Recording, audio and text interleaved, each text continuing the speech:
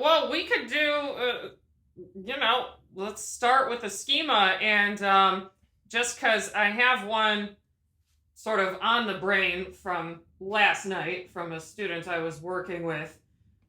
He's doing the Bach Prelude and Fugue in E minor from Well Tempo Clavier 1, which is a very fun one.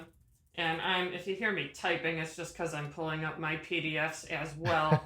And so he's got the Prelude. It opens with actually a schema that is not in the Yerdingen, Right. as far as I can recall. But John Rice has defined it as the Lully, and John Mortensen has defined it as the page 1. So in the book, The Pianist's Guide to Historic Improvisation, which is it's a very, very good book, especially for pianists who are a little apprehensive about the idea of going into improvisation. It's a very gentle introduction. I think it's really great in that way. And so in that book 1, we've got, and so it opens with a pretty nice Lully in minor. And so the Lully that everybody knows is the book 1 C major prelude.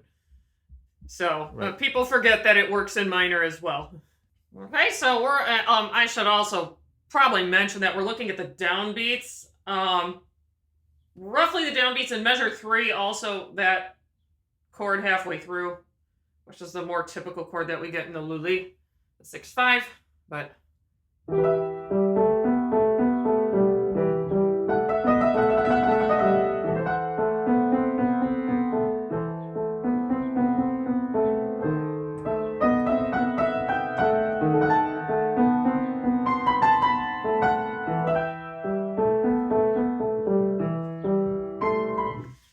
goes on from there.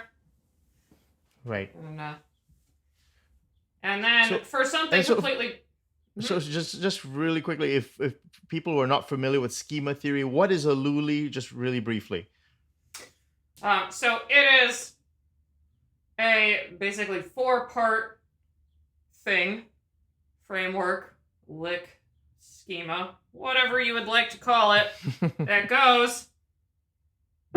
It's a 5/3, so I'm talking in figured bass here, over a scale degree 1, then some kind of 2 over a scale degree 1. A lot of times it's going to be a 4/2. It can also be 5/2, but 6/4/2 is probably what you're going to see in most of this stuff. And then generally goes to a 6/5 over scale degree 7, or I'll take what Bach did in the soprano there. There's a few sopranos that work with this, and then we go back to our 5/3 over scale degree 1. So, of course, the example that everybody thinks of is... There's your 4/2. There's your 6/5. There's your 5/3. Okay, got it. Okay. So this is a popular opener, and so it's a very nice. It's one that I like to offer to students to start for figuration preludes, which that Well Tempo Clavier Book 1 is completely a figuration prelude. People tend to enjoy and be familiar with that piece. So here's just another example from the Well Tempo Clavier, and then... I like to say, and now something completely different is, and this was actually something that the other student had in his repertoire, so it worked out very well to kind of make that comparison. What was it? Give me a chance to pull it up. What was it? It was Mazeppa. Oh, okay. Liszt. Yeah. Franz Liszt. Okay. Yeah, and I went to the wrong page, so I'll have to... It's okay. It's I know I don't have a book, but this is just the IMSLP copy, so you just sort of... And then it's the second page of the etude. So there's this whole cadenza in the beginning, and then the actual theme starts. That's what I'm after. All right. Yeah, so scroll past all that. And then, this is the theme. Now, I'm not going to try and do the horse hoofs, because I have not studied this piece, but you don't need them. Actually, the schema is obvious in the outer voices. Mhm. So, it just goes.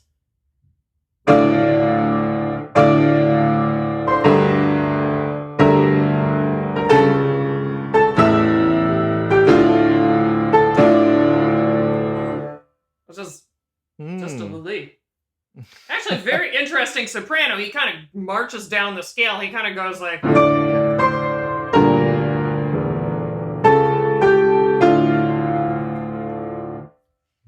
Right, right. And Yeah, and, so and that. that's and Mhm. he is your prototypical, I mean, romantic composer, and it's right there the same. Now, how old is the Lully? I mean, Bach, right? I mean, there you go. It's just right there in the Bell-tempered clavier. Oh, I'm But sure it predates him. I mean, you'd have to ask the people who kind of dive into 17th century music. I think they would know wow. sort of So its origin. there's like one whole continuum there, basically. I mean, people are still using these forms, and yeah, you can see it in the romantic. That's a great example. Oh yeah, so some of these Liszt pieces, I mean, because Liszt studied with Czerny, and there's actually a great little video on tone bass. I don't know if Hmm. you know how much cross pollination there is between this channel and tone bass. I also blog for tone bass, so Okay. and there was a video on Yun Chun Lim, the most recent Clyburn competition winner, and his interpretation of Fou Follet, which is the next etude in this set. He played the entire set for the semifinal round, which was just an ungodly feat. Right. And this video was kind of dissecting his interpretation, but part Hmm. of what it did was pull up the very early versions of these etudes that he wrote when he was about 15, and Hmm. actually went into some of the schemata used and the fact that he had studied with Czerny and how some of these early etudes really sound more like Schubert than this list that we know. Right. Right. Um, and then Czerny, of course, connects to Beethoven.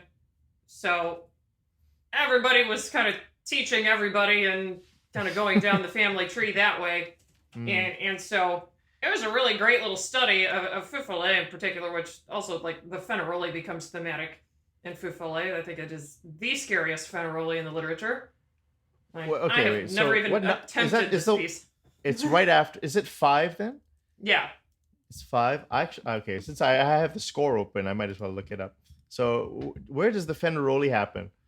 So it's the thematic part when you get to I would say probably measure 31 is where it's less unclear Oh than it goodness. would be otherwise. However, in this case, it does help to have Hmm. the kitty etudes, and Ben has sort of dissected it in this video that he made, you know, about the performance, Yep. and especially because the right hand has so many diminutions. I mean, look at all those diminutions.